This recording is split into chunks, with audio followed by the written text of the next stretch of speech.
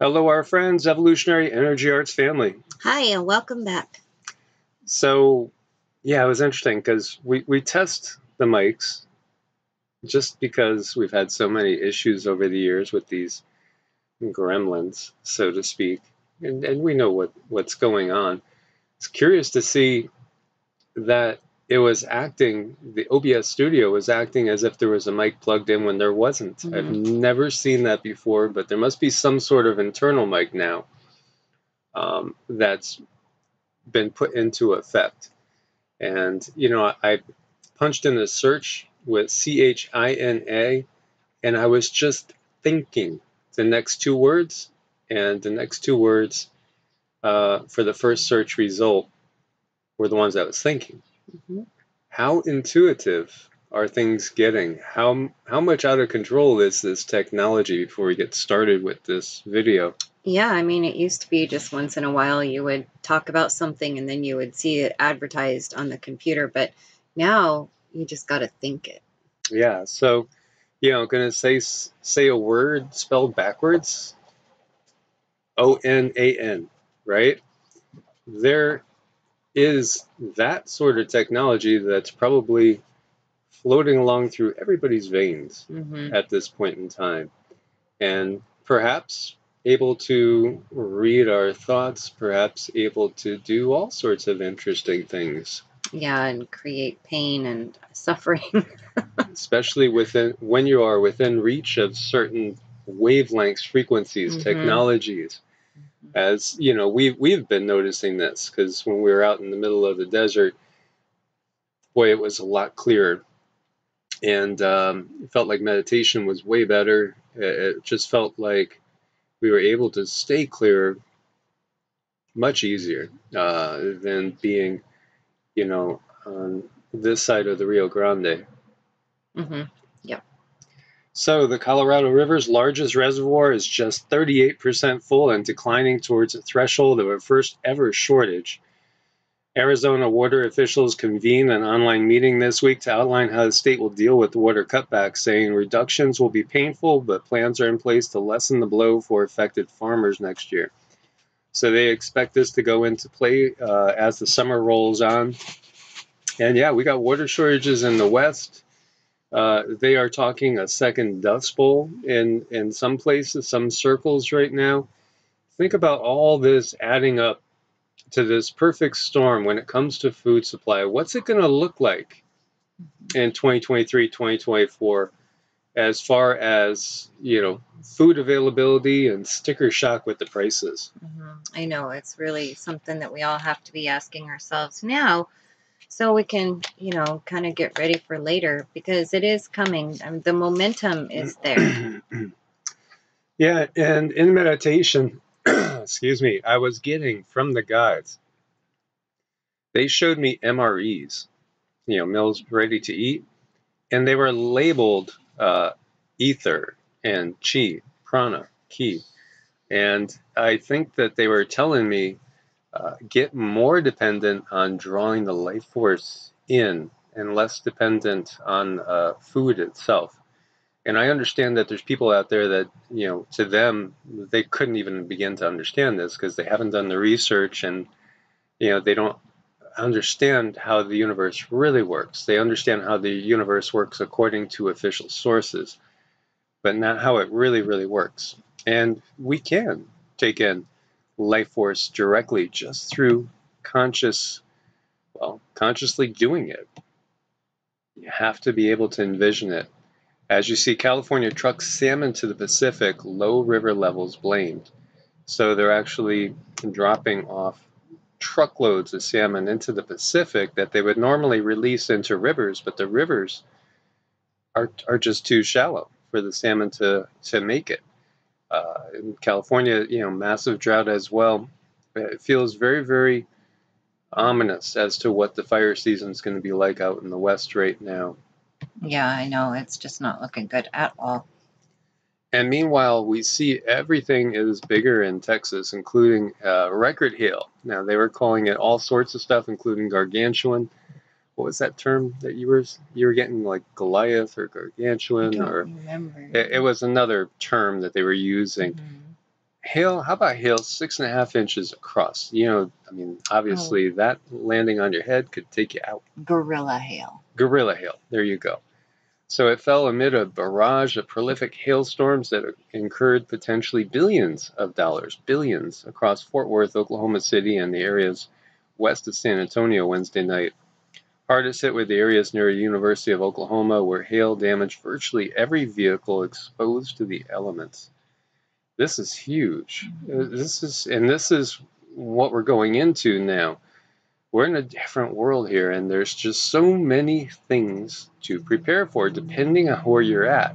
And as we've said, there's absolutely no perfect place. There is no such thing as Shangri-La on the surface of the earth. Maybe inside the earth, maybe, or maybe in the bottom of oceans. I think so. That sounds like it would be fun to remote view that. So Electroverse here, you see NASA and NOAA, official sources, right?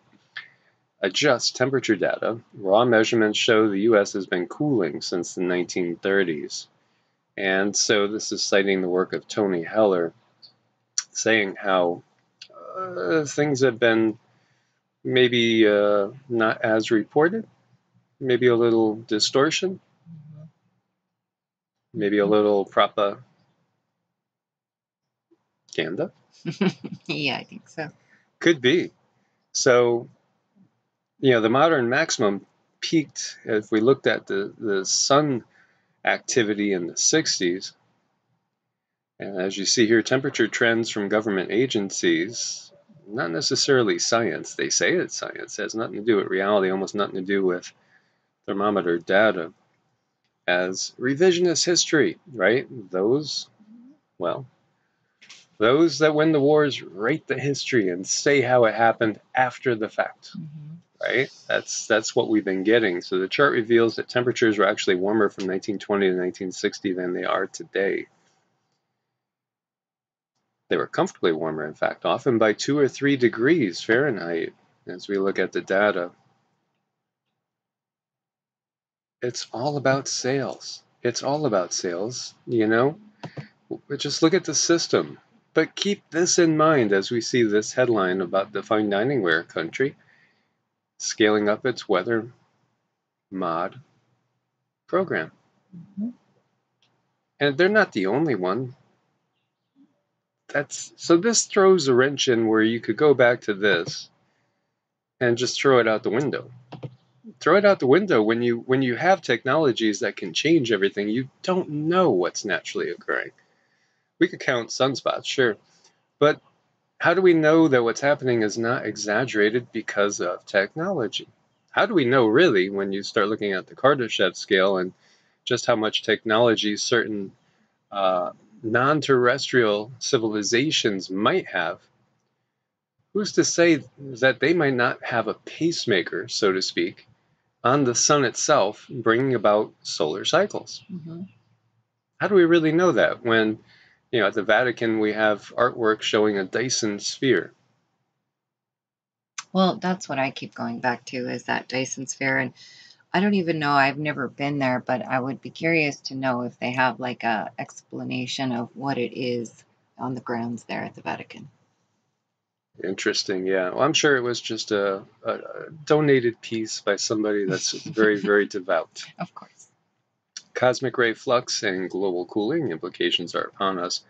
So basically what this article is talking about is that just simply the increase in cosmic rays can create more and more cloud nucleation, even without getting a VEI 6 or 7, which that's a volcanic explosion that's on a large scale. And of course, what we have going on in La Soufriere, since it is very close to the equator area, it does have a larger effect on global cooling. And the one thing I'll say is, you know, here in eastern Texas, it's been cloudy constantly, constantly. In revisionist history, I was showing Cindy, you know, hey, it's supposed to be 85 to 88 the next 3 days, and all of a sudden it's revised to 72 to 76. Yeah. Oh, what happened here? Well, yeah, I'm not going to fuss with that one because it happens to fall in our favor right now.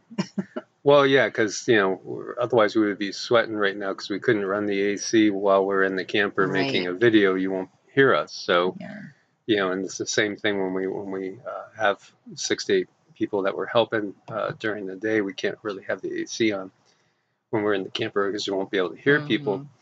But yeah, you know, is it somebody playing their harps? Are they playing their harps too loud? Is that what's going on? Yeah, I think it's a harp wars. Yeah, you know, these crazy harp musicians. Yes, yes. Central Russia experiences record spring snow as Crimea suffers exceptionally cold April. This is what hit me like so long ago. A couple years ago it hit me, you know, that when I remember seeing the uptick in all those gridwork patterned clouds that kept developing in the sky, and then, you know, the weather changing so much. This is, you know, from decades ago. What would things be like right now if there was absolutely no interference, human or non-human? I wonder what things would be like right now. Probably pretty nice. Oh gosh, I really think I could channel that information. It just feels like it would be so harmonious now. Parts of southern Africa hit by early season snow. Heavy flurries now headed for South Africa. So, you know, we could see there's changes going on, but how much of it is natural and how much of it is artificially flavored? Observations reveal lightning as a source of extreme air cleaning oxidants. Isn't that cool? Mother Nature has a way of making things right, and she will. She will, because, you know, she could shake us off like fleas if she wants to. But she wants everyone to have a chance to ascend. And this is part of what's going on right now, is that the powers that be holding on to the feet, so to speak, as the population of the earth wants to naturally rise up in vibration. They want to keep the population down with them, wallowing in the lower vibrational frequencies, hence the wars without end, Right. hence the left-right dichotomy, hence, you know, everything that we see, like when you watch commercials at night, which again, you know, we had not watched any sort of quote-unquote cable TV. I haven't for decades. But yet when you actually see the commercials come on, oh my God, you know, well, hey, we could clear your eczema up. Of course, you might be 6 feet under. Yeah. You know, it's one after another low vibrational thing. And this is interesting too. One thing I noticed with my gardens is whenever we'd have a good lightning storm, the plants would thrive the next day. It just seems like everything would all of a sudden go boom, get a big rush. And of course, there's life force to take in consideration. And as we were saying before, people underestimate the value of Qi, Chi, Prana, Viril. You wouldn't be alive without it. You could eat all the food you want, well, you wouldn't be able to eat, because without the life force, you wouldn't be alive. The life force is the most important thing. Yeah, so we really have to cultivate that. And of course, they just want you to think about macronutrients and micronutrients, and not about your breathing. For instance, we were talking to one of our family members yesterday, and she brought up a great point because she had taken in a seminar. And you know, the fastest way to alkalize your body, you could alkalize it with food, you could alkalize it with drink, but the fastest way is through proper abdominal deep breathing. Qigong. There's very little that is more powerful than Qigong and meditation. And unfortunately, the population of the world, the majority doesn't understand this, just how powerful it is. As I see the videos and I see, what catches people's attention. If they only knew how they could change their lives through some simple practices. So this was 6.8 over here. The Watchers is calling it a 6.6. Hits near the east coast of Honshu in Japan, a few hundred miles away from the Fukushima area. Was felt in Tokyo. Swayed buildings, but we don't see any major damage, thankfully, or any tsunami. Yeah, that's really glad. I'm glad about that.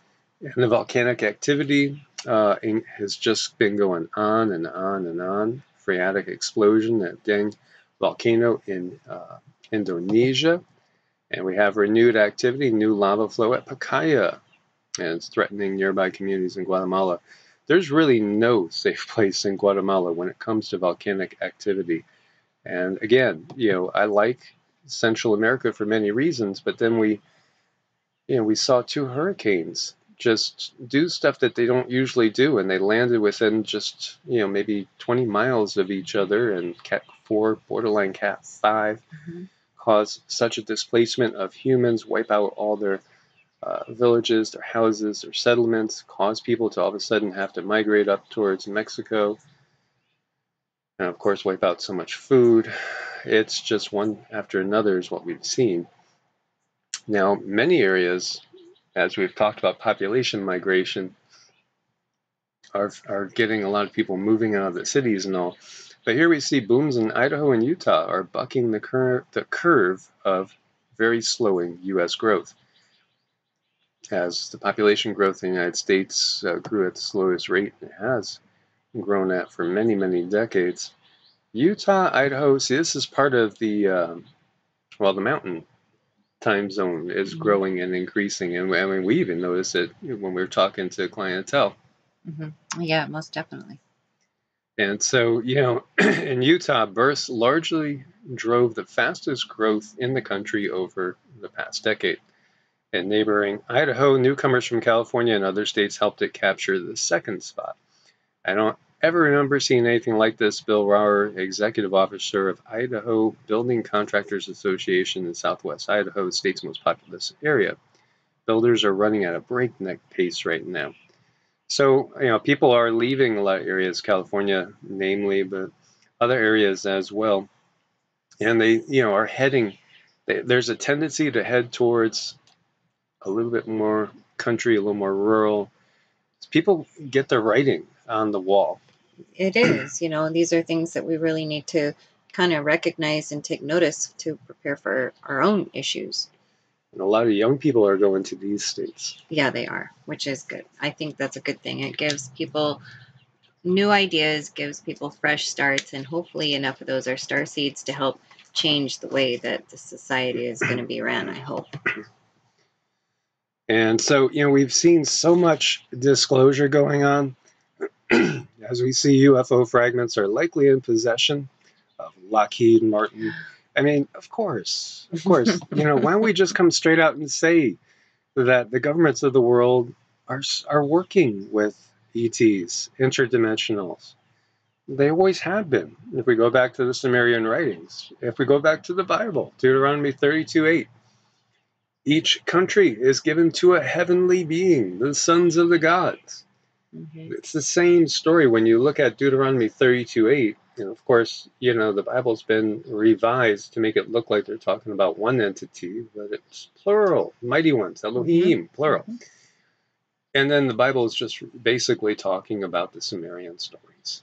That's all. So Tic Tac UFOs, hovering craft swarming U.S. Navy vessels, possibly coming from underwater bases. Yes, there are bases underwater. This is the domain of Enki, right? Enki in the sea and Enlil in the air. And, again, we get that Enlil and Enki, they're kind of like two retired, old gentlemen now. Yeah. They're just doing their thing, so to speak. There's other ones that are running the show now. I feel like it's maybe even their sons or something, but I don't see that it's them. Right. But hey, as above, so below. And by the way, there's reports of a 30-centimeter alien chupacabra that arrived on a UFO, took a stroll in Bolivia. So it says the media. How many mythological creatures, quote unquote, and encounters with strange beings are actually encounters with extraterrestrials? I know. I'm sure there is quite a lot. I think there is most definitely a lot. And we have these mysterious stone structures that are rectangular in Saudi Arabia that they say are at least 2,000 years older than the pyramids and Stonehenge. And, again, we don't know the history. That's the bottom line. I mean, we have what we've channeled.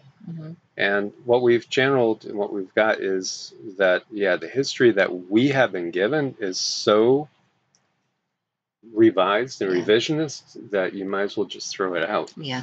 Well, that's what I'm saying. You know, anything that you've read out of a book, and a lot of people spent a lot of time studying, going to colleges, universities, learning what they learned, but you have to remember you learned what you learned to help the elites run this program. Yeah, and then there's those that just it would change their paradigm so much that they can't, it's the old you can't handle the truth. So, they want to just keep going on with the status quo because they can't face the fact that, this planet is not controlled by humans. Humans are being used as enforcers, as we said. When you think about those that we see all the time that are supposedly running the show, they're reporting to something that's not human. Mm-hmm. And when people, and I said to Cindy today, we were watching May Day protests over in France, and I said, you saw a swarm of military and police come in and start beating people down. And I said, do you think they would operate differently? Meaning, the people that are in the militaries, the people that are in the police forces, if they knew that they weren't really necessarily protecting the citizens of the world, but actually serving the wishes of beings that are not Homo sapiens sapiens, I wonder how many would just say, "Oh, wait a minute here, Mm-hmm.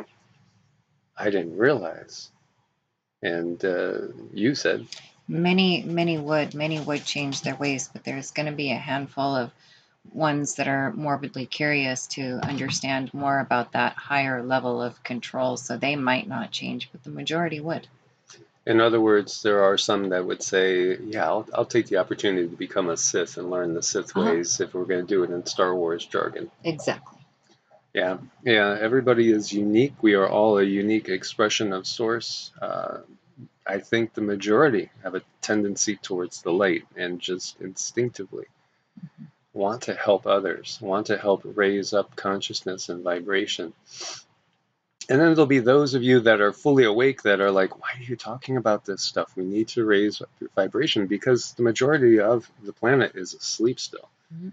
The majority of them are just sleepwalking through life. Maybe there's an inkling that something is just a little bit off, that there's something not quite right, but they aren't sure. So, we have to get to the point where we have hit a critical mass in waking people up. And, we do put out videos out there that are what I would say is pure light. Videos like of techniques like embracing the tree. And unfortunately, the views are a quarter, 10% of perhaps what, the other ones would be. Because, people, again, they're still in the system and they're still gravitating towards that which the system produces as food, as for the masses, so to speak. So it's a matter of trying to illuminate to the bigger purpose, showing what's happening, the drought and stuff, but then showing the technologies out there so maybe people will start questioning things, putting little question marks in people's heads, and then trying to wake them up to the realization that there's a control structure in place, which, yes, it does use humans to police humans, but humans are not the ultimate power here. Mm-hmm. Right. We have to recognize things too, because we all have our own unique waking up experience. Everybody needs to wake up before they can take a stand for what they know to be true. Everyone needs to hear the story of, what they've been told and then what is the truth. That's why it's our job to keep going over this over and over, because there's always the new person is the most important person. You have to keep waking up and getting to that critical mass. The sooner we hit the critical mass, the better. And meanwhile, of course, the opposite side is burying the truth at every turn. And with like Evolutionary, after 11 months, which they say that they will review a channel once they demonetize it, within a month usually. Well, it took them 11 months, then they finally came back and said, no, it's not monetizable because you're not along with the program, and that's basically the bottom line. So, we want to thank you guys for being part of the family. We're going to keep up the good work as best as we can, and we check in with the guides every single day. We meditate every single day. We do our mantras every single day. So our spiritual practice is number one in our life. This is our priority because it's a mission, and this is why we're here. It's not about getting rich or famous or anything like that, because if we took the side of any side, they don't care, they just want you to pick a side, so to speak, and you go in the program, then we'd have 100 times, 1,000 times the viewership. As when in Evolutionary, the most viewed video we ever had was 1 million views. So we have been up there in the past. It's just through this control structure that they keep channels down, so to speak. But it's okay because we have a purpose, and we understand that, and we understand that it's a purpose that has spanned multiple lifetimes and will continue to span multiple lifetimes moving forward. And we have you guys to help, which we really appreciate.